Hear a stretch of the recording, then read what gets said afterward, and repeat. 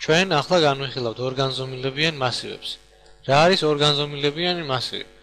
ესე იგი ძალიან მარტივად რომ აღვიქვათ ეს და წარმოვიდგინოთ, შეგვიძლია ჩავთვალოთ რომ ორგანზომილებიანი მასივი არის ცხრილი, რომელშიც ვინახავთ მონაცემებს. როგორც ხედავთ, ამ ორგანზომილებიანი მასივის შექმნა ხდება თითქმის იგივენაირად, როგორც ერთგანზომილებიანი მასივის შექმნა.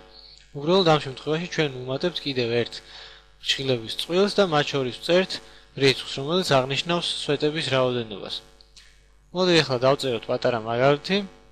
გადავაკეთოთ ჩვენს მიერ წინა აღვთილში დაწერილი კოდის ფრაგმენტი და შევქმნათ ორგანზომილებიანი მასივი. მასივს ისევ ერქვას R, ოღონდ ახლა აქ შევუცვალოთ განზომილება.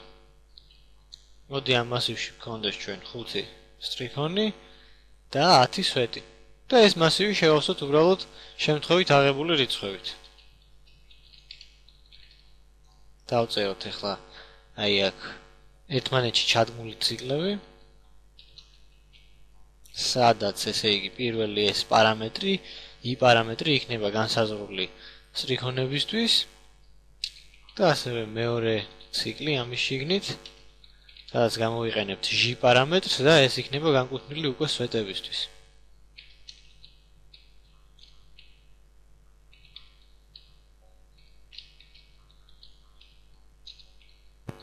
აი აქ დააგვირდით, რომ ორივე შემთხვევაში ეს ჩვენი პარამეტრების საწყისი მნიშვნელობა არის 0, რადგან მასივების ინდექსაცია ხდება 0-დან და პირველი ელემენტის ინდექსი ყოველთვის არის 0-ის ტოლი. ახლა აი ამ R, I, J-ში ჩავწეროთ შემთხვევით აღებული რიცხვი. ამისთვის ჩვენ დაგვჭირდება rand ფუნქცია, რომლისთვისაც ჩვენ უნდა ჩავრთოთ შემდეგი ჰედერი. cstd.lib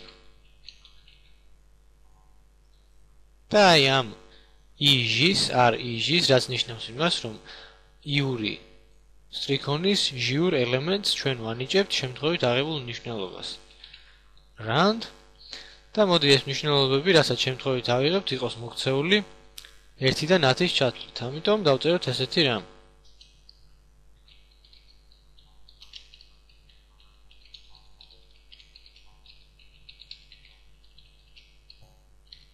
რადგან აი ეს შემთხვევით ავიღეთ უკვე რიცხვები, დავწეროთ კიდევ ესეთი ჩადგმული ციკლი, სადაც უბრალოდ დავბეჭდავთ აი ამ ჩვენს ორგანზომილებიან მასივს ცხრილის სახით.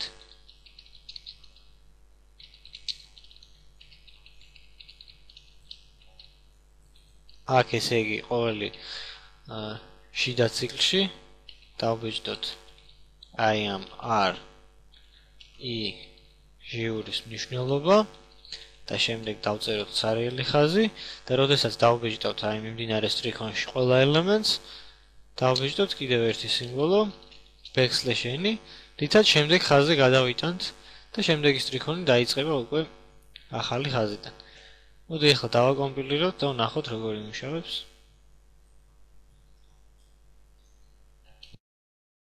და აი როგორც ხედავთ, ეს ჩვენი მასივი შეივსო აი ამ მნიშვნელობებით და შემდეგ დავბეჭდეთ ეს.